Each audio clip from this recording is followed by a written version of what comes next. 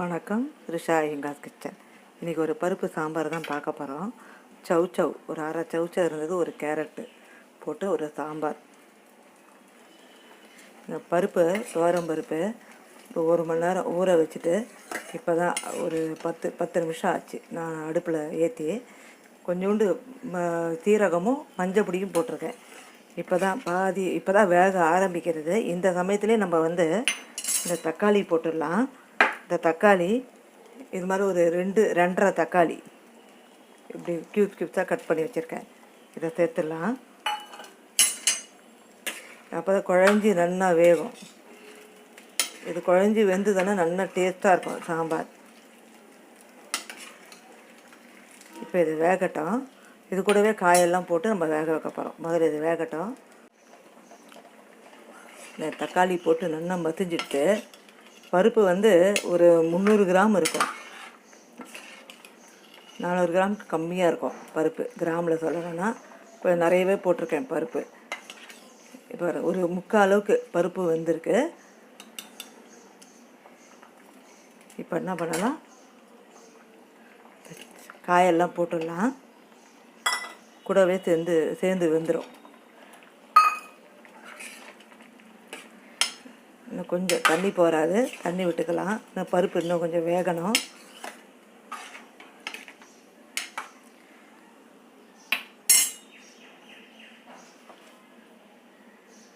இந்த சாம்பாருக்கு தேவையான உப்பு ஒரு ஸ்பூன், ஒரு பெரிய டேபிள் ஸ்பூன் போட்டிருக்கேன்.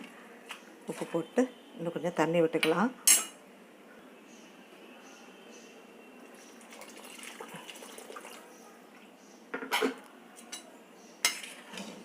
இப்படி நல்லா நிறைய தண்ணி விட்டோம்னாக்கா நல்லா கொஞ்சம் தண்ணியாக நல்லா இருக்கும் சாம்பார். நம்ம அரைச்சி விட போகிறோம். தேங்காய், தனியா, மிளகா, அப்புறம் பருப்பெல்லாம் போட்டு நம்ம அரைச்சி விட போகிறோம். இன்னும் டேஸ்ட்டாக இருக்கும் இந்த சாம்பார். இப்போ இதை காயோடு சேர்ந்து வேகட்டும். பருப்பு வேக வேக கொஞ்சம் சாம்பார் கெட்டிப்படும். அதனால் இன்னும் கொஞ்சம் தண்ணி சேர்த்துக்கணும். நான் இன்னும் கொஞ்சம் தண்ணி விட்டேன். இல்லை ரொம்ப கெட்டியாகிடும், அதுவும் நல்லா இருக்காது. எங்கள் பருப்பெல்லாம் நல்லா வெந்துட்டு, காயெல்லாம் நல்லா ஜம்முன்னு வெந்துட்டு. இப்போ என்ன பண்ணலாம், ஒரு எலுமிச்சை சைஸ் அளவுக்கு புளி தண்ணி வச்சுருக்கேன். அதை சேர்த்துக்கலாம்.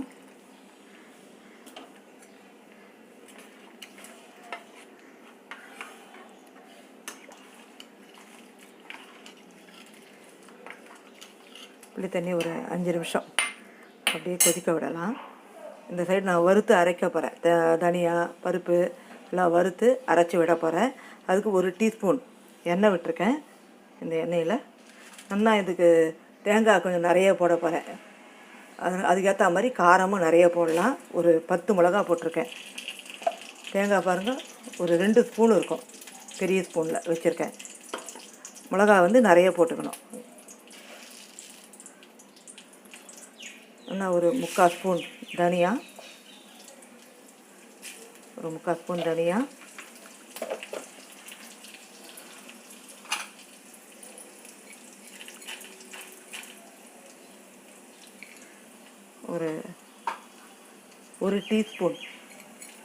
ஒரு டீஸ்பூன் கடலைப்பருப்பு, ஒரு 1/4 ஸ்பூன் உளுந்து, எப்பவும் போல் 5-10 மிளகு, அப்புறம் ஒரு பிஞ்சு வெந்தயம். இங்கே பாருங்கள், நல்லா ஜம்முன்னு வறுபட்டுட்டு இப்போ என்ன பண்ணலாம், இந்த தேங்காய் மிக்ஸி ஜாரில் சேர்த்துட்டு கேஸை ஆஃப் பண்ணிட்டு நல்லா அரைச்சிட்டு வந்துடலாம்.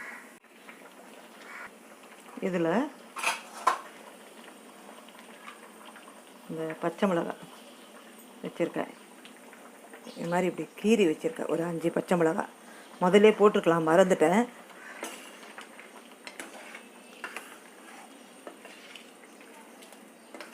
இப்போ சேர்ந்து இது கொதிக்கட்டும். அதுக்குள்ளே இதுவும் அரைச்சிட்டு வந்துடலாம். இங்கே பாருங்கள், நல்லா பச்சை வாசனை, புளியோட பச்சை வாசனை எல்லாம் போயிருக்கோம். ஜம்முன்னு கொதித்து நல்லா ரெடி ஆகிடுது. நல்லா ஆகிட்டு இப்போது இந்த அரைச்சி வச்ச கலவை, தேங்காய், தனியா, பருப்பு எல்லாம் அரைச்சி வச்சது இந்த ஜாரை அலம்பி இதை சேர்த்துக்கலாம்.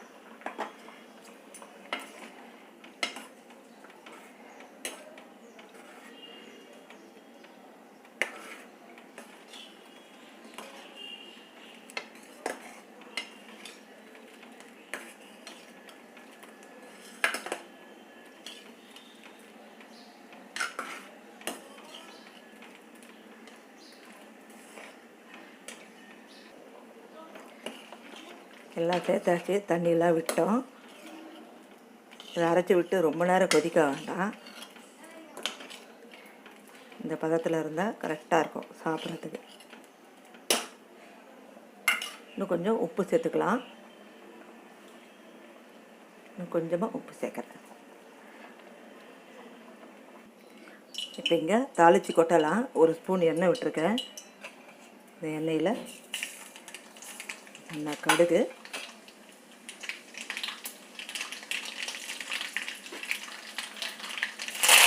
கருவேப்பிலை,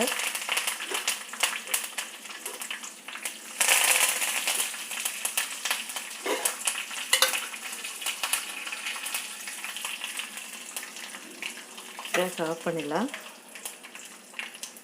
அப்புறம் இதிலேயே கொஞ்சம் பெருங்காயம், லைட்டாக பெருங்காயம்,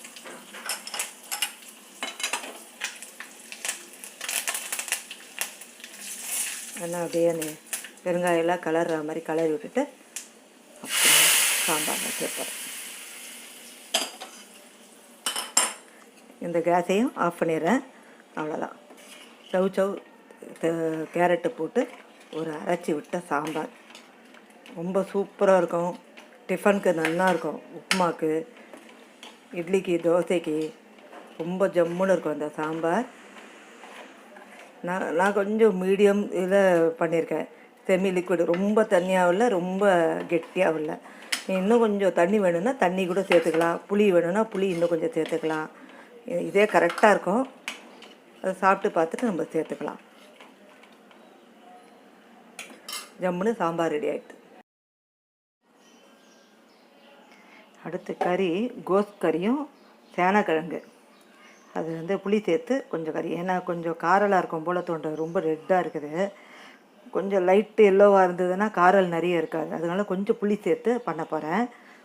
இங்கே எண்ணெய் சுட்டுட்டு ஒரு ஸ்பூன் எண்ணெய் விட்டுருக்கேன். கொஞ்சம் கடுகு, உளுந்து, கடலைப்பருப்பு கொஞ்சம்,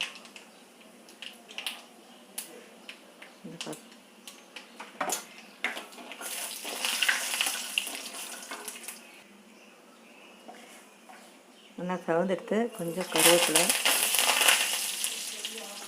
கொஞ்சம் பெருங்காயம், இந்த சேனக்கிழங்கு இப்படி நல்லா அப்படி பொடி பொடியாக கட் பண்ணியிருக்கேன். இதுக்கு உப்பு சேர்த்து, இந்த கிழங்குக்கு தேவையான கொஞ்சமாக உப்பு, கொஞ்சம் மஞ்சள் பொடி,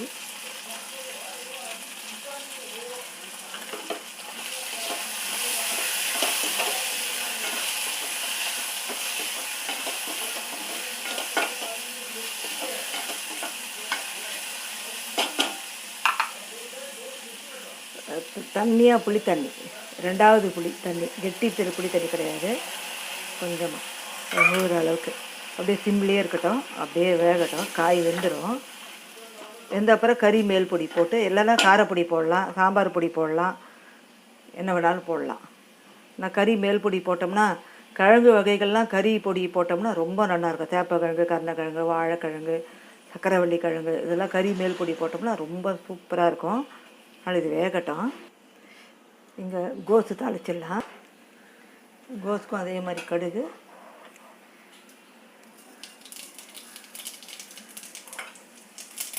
உளுந்து, கடுகு உளுந்து மட்டும் போடுறேன்.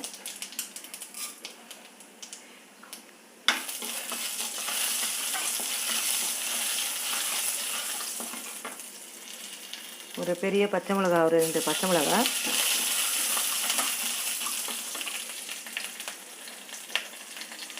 கொஞ்சம் கருவேப்பிலை,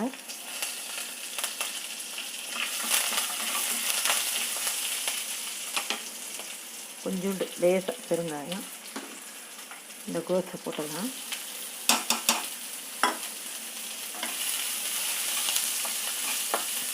ஒரு 100 கிராம் இருக்கும் கோஸ். ரொம்ப கம்மியாக தான் எடுத்துருக்கேன்.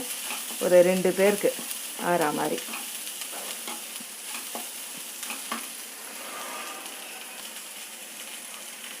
இந்த கோஸுக்கு தேவையான உப்பு சேர்த்துடலாம். 2 நிமிஷம் நல்லா வதக்கி விட்டுட்டேன். இப்போ லேசாக தண்ணி தெளிச்சிக்கலாம். கொஞ்சம் வேகட்டும். பாருங்கள், நல்லா வெந்துடுத்து, நல்லா ஜம்முன்னு வந்துடுத்து. உடைச்சா உடையுது, பார்த்தீங்களா, உடையிறது. இப்போ என்ன பண்ணலாம்,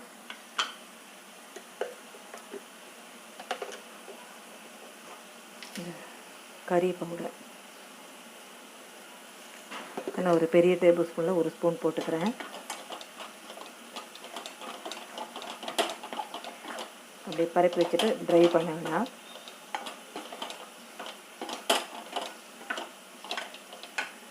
அப்படியே பரப்பி வச்சுட்டு அப்படியே இருக்கட்டும். கோஸ் ஆற வரைக்கும் இது இருக்கட்டும். அப்படியே இங்கே கோஸு நல்லா வெந்துட்டு இதுவும். நான் இதில் வந்து மஞ்சள் பொடியெலாம் போடலை. நான் அப்படியே வெள்ளையாக தான் பண்ணுறேன். தேங்காய்